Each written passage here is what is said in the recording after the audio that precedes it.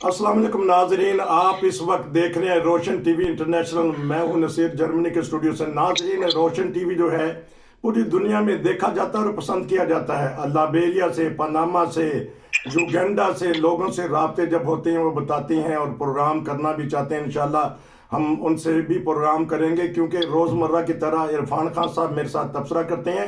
बड़ी देर से हमने नाजरीन प्रोग्राम ने किया था जर्मनी के ऊपर। आज जर्मनी की जो अच्छी अहम अहम खबरें हैं उस पर बात करेंगे। अगर मौका मिला तो बैन अल-अक़वामी और पाकिस्तानी हालात पे भी बात करेंगे। पाकिस्तानी हालात पे खूब अच्छी तरह बोलते हैं। बड़े बड़े मुअज़्ज़ज़ शख्सियात हैं जो व्हाट्सएप पे और यूट्यूब पे कमेंट्स करती हैं जब इरफान खान साहब का सुनते हैं, तबसरा सुनते हैं कि नपी तुली बात करते हैं। जी अस्सलाम वालेकुम। वालेकुम अस्सलाम। सर, जर्मनी के बारे में आपके पास खबरें हैं। बहरहाल आपको मैं बता दूं कि आज भी सुबह कमेंट्स ऑस्ट्रेलिया से आए थे, कल भी कमेंट्स देते हैं, व्हाट्सएप पे भेज देते हैं। वो बहुत खूब लिख देते हैं। आपके बोलने का स्टाइल, अल्लाह करे कि आप बोलते रहें, हम सुनते रहें। बस करो खुदा से बस करो। अच्छा चलें जी, मैंने तो आपको कमेंट्स बता दिए थे। रोशन टीवी कोई देखे या ना देखे, आपका तबसरा लाजमी देखते हैं। जर्मनी के बारे में बात हो गई। सबसे पहले मैं ऐसा सवाल कर लेता हूं कि इसमें प्लानिंग तो नहीं थी। ये बताइएगा, जब आप आए थे शुरू में, मशरकी जर्मनी और मगरबी जर्मनी, हम तो सिर्फ हॉकी टीम से जानते थे कि एक मुल्क मशरकी जर्मनी भी है। तो जब आप यहाँ आए तो आपको क्या महसूस होता था? और आया वाकई मशरकी जर्मनी के जो ईस्ट जर्मनी के लोग यहाँ के असाइलम लेते थे अपने ही मुल्क में, मगरबी जर्मनी में? देखें, उनमें जो जवान तबका था या आम जर्मन था, उसको तो बॉर्डर क्रॉस करने की इजाजत नहीं थी। अच्छा। सिर्फ वो ईस्ट पार्ट जो है उसका ईस्टर्न यूरोप, वहां जा सकते थे, मुल्क में नहीं आ सकते थे। हाँ, अलबत्ता जो बूढ़े जर्मन थे उनको अलाउ था कि वो यहाँ जा सकते थे, वेस्ट साइड के ऊपर आ सकते थे। तो वो लोग आते थे अपने रिश्तेदारों से मिलने मिला के, फिर बेचारे वापस चले जाते थे। तो बूढ़ा आदमी यहाँ पर क्या करे जब रोजगार कोई नहीं और उम्र गुजर चुकी रोजगार कमाने की, तो फिर उसका लिए रहना मुश्किल था, तो इसलिए वो वापस चले जाते थे। लेकिन यह कि बॉर्डर में बड़ी सख्ती थी, बॉर्डरों के ऊपर हम लोग भी जाते थे तो जब बकायदा बड़ी सख्ती के साथ पासपोर्ट वगैरह चेक होते थे और बकायदा 15-20 मिनट हमें वहाँ इंतजार करवाया जाता था। और उसके बाद वो जो नॉन मतलब जब हम उसको पाकिस्तानी पासपोर्ट वगैरह होते थे हमारे पास, तो उनको भी इतनी सख्ती, बॉर्डरों पे बहुत सख्ती थी। लेकिन यह कि भाई दोनों मुल्कों में जमीन आसमान का फर्क था। तो जो जिस हालत में जंग के बाद जो हालत थी ईस्ट जर्मनी की, वो वैसा ही रहा, उसमें कोई तरक्की नहीं हुई। लेकिन वेस्ट साइड पे ये है कि भाई भारत बिल्कुल एक नई दुनिया आहिस्ता से तरक्की कर रहा था, और आहिस्ता का तेजी से तरक्की कर रहा था, और बिल्कुल नई आबादियां बन रही थी और नया इंडस्ट्रियल मुल्क बन रहा था। तो फर्क तो था दोनों में बहुत, जमीन आसमान का। तो क्या उनके लोगों को जा रहने के हकूक नहीं हुकूमत देती थी कि, या वो उनके ऊपर सख्ती थी कि वो कहते थे नहीं जी? नहीं, यहाँ वालों को जो आ जाता था दीवार फलांग के या किसी तरीके से, उसको तो फौरी तौर पर रख लेते थे। लेकिन वहां बड़ी सख्ती थी। वहां से तो बॉर्डर क्रॉस करने जो था, जवान को तो बॉर्डर के करीब ही जाने देते थे। आप तसव्वुर नहीं कर सकते उस वक्त जो बॉर्डरों की कैफियत थी। एक दहशत थी उस एरिया में। जब हम जाते थे पूरी दहशत उस एरिया की होती थी। बड़े बड़े ऊंचे मचान बने हुए थे जिनको पर पुलिस गनें लेके बैठी होती थी, फौज उनकी ईस्ट जर्मनी की। क्योंकि बाद एरिया ऐसे थे नूरनबर्ग के इलाके में या वेस्ट और ईस्ट बर्लिन के इलाके में, जहाँ बिल्कुल दीवार से दीवार मिलती हुई थी। आप अपने घर से वेस्ट की तरफ देख रहे हो तो आपको नजर आता था सब कुछ, या वेस्ट से आप ईस्ट की तरफ देख रहे हो तो आपको सब कुछ नजर आता था। लेकिन दीवार थी और बॉर्डर क्रॉस करना जो था वो इतना इजी नहीं था। और जो दूसरे बॉर्डर थे बाहर के, ये तो दो शहरों के दरमियान एक बॉर्डर बना हुआ था ना, जैसे इलाकों के बॉर्डर थे। ये फुल्डा के पास जो बॉर्डर था, या इन हनोवर के पास जो बॉर्डर थे, या हम्बर के पास जो बॉर्डर थे, उसका तो कई किलोमीटर एरिया पे बॉर्डर का एक दहशत शुरू हो जाती थी। इस तरह वो खारदार तारें बार बार आ जाती थी, और उनकी मिलिट्री की पुलिस जगह जगह खड़ी हुई होती थी गने वगैरह लेके। तो बड़ी दहशत का माहौल होता था। तो हादसात भी हो जाते थे उस जमाने में कि अगर कोई गैर कानूनी बॉर्डर क्रॉस करे, जिस तरह इंडिया पाकिस्तान में बाज दफा कर लेते हैं करने वाले, बाज दफा गोली का निशाना बन जाते हैं। मार रहे थे ایسٹ جرمنی والے تو کبھی لحاظ نہیں کرتے تھے، تو فٹ فائر کر دیتے تھے. تو مارنے کا کوئی مقصد کیا تھا ان کا؟ بڑی دنیا بنی ویسٹ برلن میں، وہ بنا ہوا ہے پورا میوزیم، جس کے اندر پورے وہ اس زمانے کی فلمیں دکھائی جاتی ہیں اور اس زمانے کے نقشے دکھائی جاتے ہیں کہ کس طرح لوگوں کو مارا جاتا تھا جو ویسٹ کی طرف کراس کرتے تھے. تو آپ نے دیوار برلین سمجھ لیں بنتی ہوئی بھی دیکھی، چند سال پہلے بنی تھی، اور آپ نے ٹوٹتی ہوئی بھی دیکھی، تو کیا محسوس کیا جب ہم نے ٹوٹتی ہوئی دیکھی، بنتی ہوئی ہم نے نہیں دیکھی. ہاں کہ کچھ عرصہ گزر گیا تھا. ہاں جی، ٹوٹتے ہوئے پھر کیا محسوس کیا جب ریلا کا ریلا ادھر آ گیا تو لوگوں نے اپنے پھر دروازے کھول دیے؟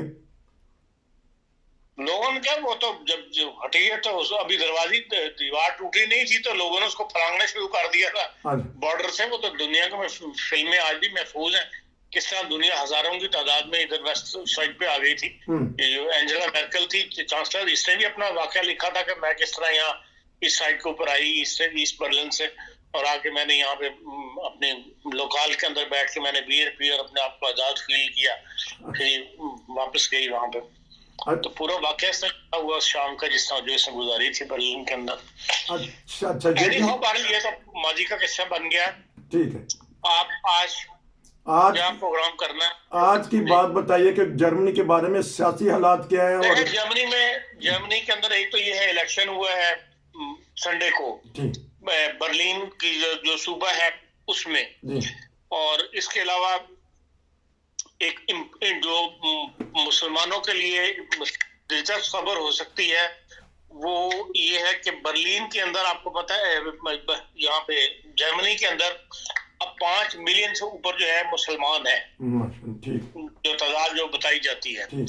اور جرمنی میں مسلمان ہر جو قبرستانوں کا ہے، یہ ایک مسئلہ ایک عرصے سے چل رہا تھا کہ برلین میں پورے جرمنی کے اندر 30,000 قبرستان ہیں، جو ان میں سے 1/3 جو ہیں وہ چرچ کے ہیں اور باقی جو ہیں وہ حکومتوں کے یا میونسپلٹی کے ہیں. کسی شہر کا اپنا اپنا قبرستان ہوتا ہے. ان کے اندر مسلمانوں کی تدفین کا ایک مسئلہ جو تھا ایک عرصے سے کھڑا ہوا تھا کہ مسلمان جو ہیں وہ کہتے تھے کہ ہمیں علیحدہ قبرستان بنانے کی اجازت ہے جہاں صرف مسلمان ہو، کوئی دوسرا دفن نہ ہو. اور جو یہاں کا قبرستان کا قانون ہے وہ ہر صوبے کا اور ہر میونسپلٹی کا اپنا ہے. اس میں کسی عمل دخل جو ہیسن ہے اس نے اپنے قانون بنائے ہوئے ہیں. ہیسن کے اندر بھی جو شہر ہے جیسے مورفلڈن ہے وہاں اپنا ان کے قانون ہے، جو فرینکفرٹ ہے ان کا اپنا قانون ہے. وہ فالو جو صوبائی قانون ہوتا ہے اسی کو کرتے ہیں، لیکن قانون ان کو اجازت ہے کہ وہ اپنے جو قانون قبرستان جو ہے ان کو ترتیب دیں. جرمنی کے اندر اس پہ پھر جرمن گورنمنٹ نے ایک سروے کروایا ہے پورے جرمنی قبرستانوں کا، تو وہ دلچسپ ہے. اس میں انہوں نے بتایا ہے کہ 18 جو پرانا جرمنی کے برلن میں ایک ٹرکش قبرستان ہوتا تھا، یہ ہے بھی جس کو وہ، لیکن وہ مذہب کے نام پہ اس کا نام نہیں رکھا گیا، ایز اے ٹرکش قبرستان اس کو کہا جاتا ہے، ترکش فریڈ ہوف، جہاں پہ اور وہاں پر 1866 کی قبریں بھی جو ہیں وہ موجود ہیں. مطلب بادشاہ سے پہلے کی زمانے کی 1875 بادشاہ تھا اس سے پہلے کی 1866 کی قبریں بھی موجود ہیں. پھر یہ ہے کہ جو ورلڈ عالمی جنگیں ہوئی ہیں پہلی اور دوسری، ان کے بعد جو قبرستان بنائے گئے اجتماعی، ان کے اندر بھی بعض قبروں کے اوپر مسلمانوں کے نام لکھے ہوئے ملتے ہیں جن کی پلیس آف برتھ استنبول ہے یا مسلمان ممالک میں کہیں وہ پیدا ہوئے تھے اور نام بھی ان کے مسلمانوں والے ہیں. اسی طرح جو فرینچ فوجی مرے ان کا قبرستان ہے، وہاں بھی کہتے ہیں بعض مسلمانوں کی قبریں ہیں. پھر جو ان کے برلین کے اپنے جرمن کو مرے ہیں، پھر جرمن جو نیمبیا کے اندر مرے تھے، نیمبیا کالونی تھی وہاں پہ، وہ ان میں بھی 1-2 مسلمانوں کے نام والے موجود ہیں.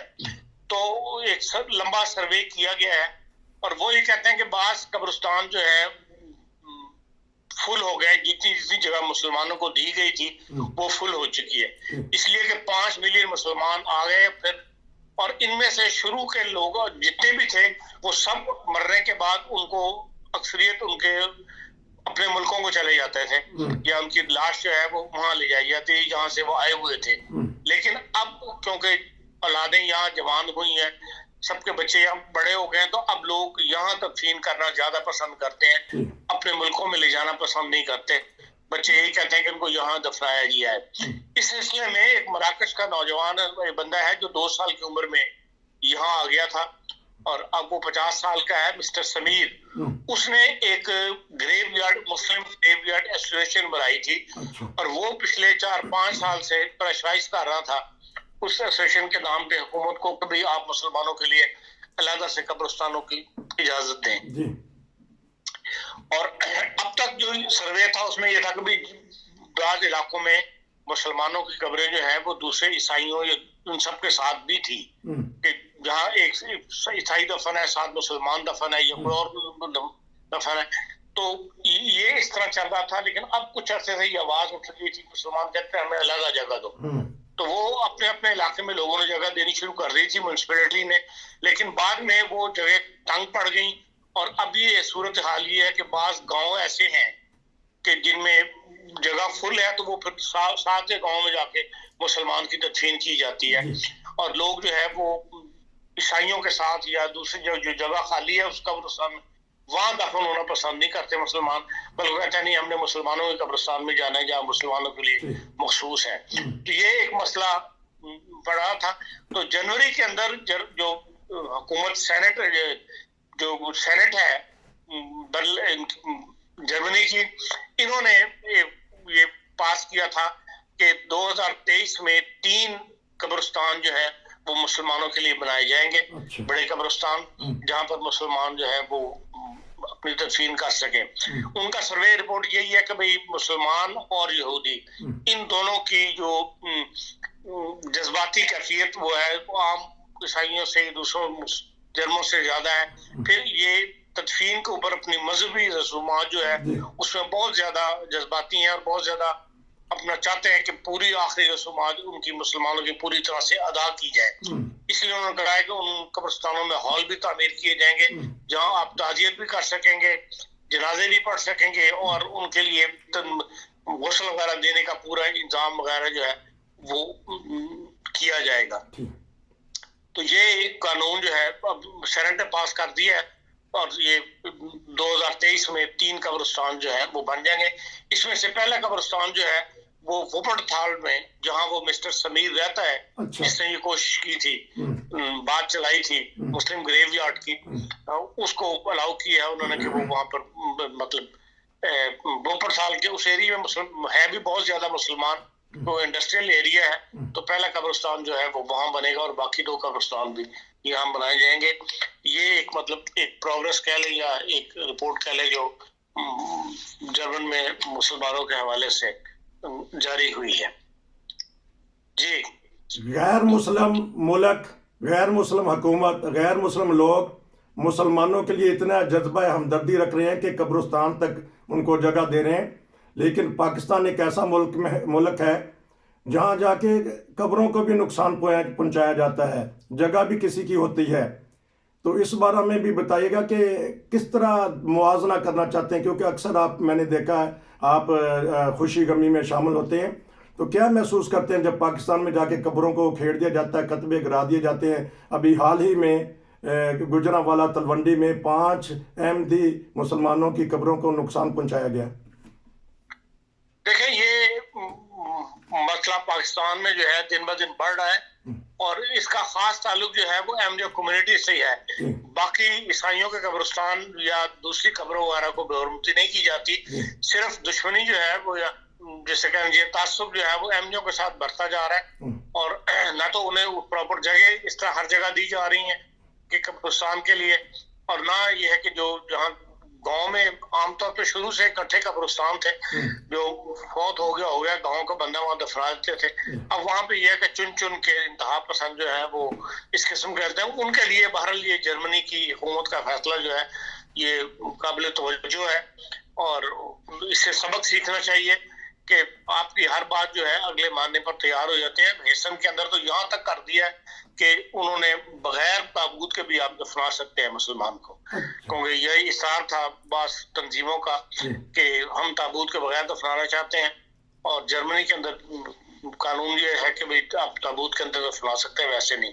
اب یہ ہے کہ اجازت ہو گئی ہے مسلمانوں کو کہ وہ لحد کے اندر بھی بغیر تابوت کے اس کو اتار سکتے ہیں. اس قسم سے بولتے ہیں یہ یورپین کا دل ہے اور اس معاملے میں بڑے کشادہ دل ہے اور کشادہ ذہن ہے کہ وہ اس قسم کی اجازتیں دے دیتے ہیں.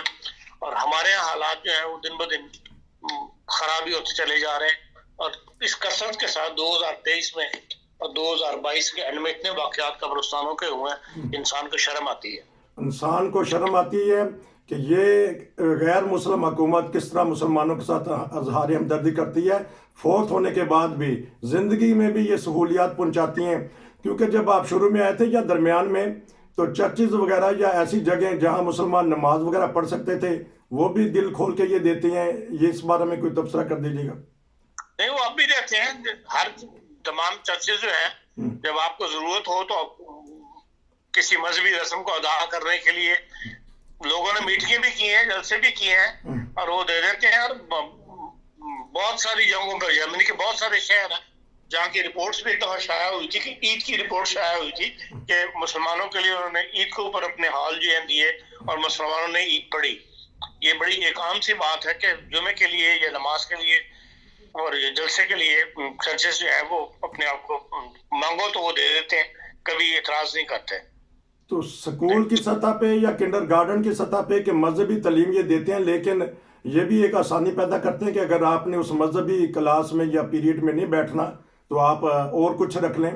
تو ایک یہ سوال, اور ساتھ یہ بھی بتائیے گا کہ اسلامی تعلیم کے بارے میں حکومتیں کچھ نرمی اختیار کر رہی ہیں کہ تاکہ ہمارے بچے جو مسلمان بچے ہیں وہ اسلامی تعلیم کے مطابق اپنی کچھ سیکھیں. جو بیسک تعلیم ہے وہ کیونکہ ریلیجن پڑھایا جاتا ہے اسکولوں کے اندر, اور اس میں صرف بچوں کو بیسک تعلیم دی جاتی ہے جسے کہتے ہیں مذہب, اپنے جس مذہب سے اس کا تعلق ہو اس کو متعارف کروایا جاتا ہے.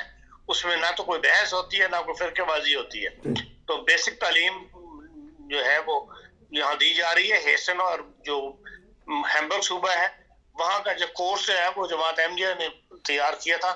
پہلے تبت کو بھی تھا جو ٹرکش آرگنائزیشن ہے وہ اور جماعت احمدیہ مل کے بنائیں گے, لیکن پھر وہ تبت والوں کو انہوں نے نکال دیا, اس لیے کہ ان کے بارے میں پتہ لگا تھا وہ سرکار ٹرکش کی حکومت جو ہے ان کی مدد کرتی ہے. تو وہ انڈیپینڈنٹ ایک باڈی کو چاہتے تھے جو کسی کی مدد نہ کرتے ہوں, کسی سے مدد نہ لیتے ہوں, اور خود یہاں پہ جرمن ادارہ ہو 100%. تو اس لحاظ سے پھر وہ جماعت احمدیہ جو ہے وہ کورس تیار کرتی ہے اور اسکولوں کے اندر ہیسن میں اور ہیمبرگ میں. لیکن باقی جگہوں کو بھائی جو اسلامک تعلیم دی جا رہی ہے اسکولوں کے اندر اس میں وہ صرف بیسک ریلیجن پڑھاتے ہیں اسلام کو متعارف کروانے کے لیے. یہ بھی ایک آزاد جماعت احمدیہ کو حاصل ہے کہ اسکولوں کے سطح پر جو سلیبس پڑھایا جاتا ہے وہ جماعت احمدیہ تیار کرتی ہے. آنے والی صدیاں, آنے والے سال یاد رکھیں گے جو اس وقت قربانی دے رہے ہیں, اس وقت کام کر رہے ہیں. تو یہ بتائیے گا کہ جرمن قوم میں ایسا تدفین ہونے کا, کیونکہ آج قبرستان کے بارے میں بات ہو رہی ہے, رجحان ختم ہو رہا ہے. یہ جلانے کو پسند کرتے ہیں. بعض دفعہ کہتے ہیں کہ چھوٹی سی ہنڈیا میں بنا کے دے دیں, راکھ میں وہ دفنا دیتے ہیں کسی پہلو میں. تو اس بارے میں ان کا چرچ کیا کہتا ہے یا حکومت کیا کہے گی؟ یہ آپ کا ذاتی مسئلہ ہے. آپ اس کو اپنی لاشوں کے جو لواحقین ہوتے ہیں انہوں نے فیصلہ کرنا ہوتا ہے. اور کیونکہ زمین اتنی مہنگی ہوتی چلی جا رہی ہے اور ہر 20 سال کے بعد پھر پیمنٹ کرنی ہوتی ہے, تو اس لیے اب یہ رجحان اس طرف بڑھ گیا ہے کہ بھئی اس کو جلا دیا جائے اور راکھ کی جو ہے وہ وہاں پہ چھوٹی سی اس کے اندر ہڈیا سی میں رکھ دی جاتی ہے, اس کو اوپر نام لکھا ہوا ہوتا ہے. تو یہ رجحان بڑھ رہا ہے یہ اس میں, لیکن یہ بندے کا اپنا ذاتی فیصلہ ہوتا ہے. اکثر لوگ تو خود وصیت کر کے جاتے ہیں کہ ہمیں جلا دیا جائے. وہاں پہ جب اپنی تدفین پہ گئے ہوئے ہوتے ہیں تو کوئی نہ کوئی اور ایسی واقعہ ہو رہا ہوتا ہے, وہاں پہ تدفین والے موجود ہوتے ہیں. تو وہاں میں لوگوں سے پوچھا تو وہ یہی کہتے ہیں کہ انہوں نے خود وصیت کی تھی کہ میری لاش کو جلا دیا ہے, اس لیے ہم نے جلا دیا. ہم نے بھی دیکھا ہے کہ قبرستانوں میں بعض دفعہ سائڈ پہ ہنڈیا رکھی ہوتی ہے, اس میں راکھ دفنائی جاتی ہے. سیاسی طور پہ کیسی حکومت چل رہی ہے یا کچھ محسوس ہو رہا ہے کہ सियासी तौर पे जो कल इलेक्शन हुआ है उसकी तरफ भी मैं आता हूँ। जी और जो जर्मन हुकूमत है उसने जो असाइलम सीकर्स के लिए एक नाज़रीन, असाइलम के बारे में और नेशनलिटी के बारे में हम पार्ट नंबर 2 में मुकम्मल गुफ्तगू करेंगे। इसलिए तो हम कहते हैं कि जुड़े रहिए रोशन टीवी के साथ, आपको मज़ीद मालूमात मिलेंगी। नसीर को इजाज़त दीजिए। अस्सलामु अलैकुम।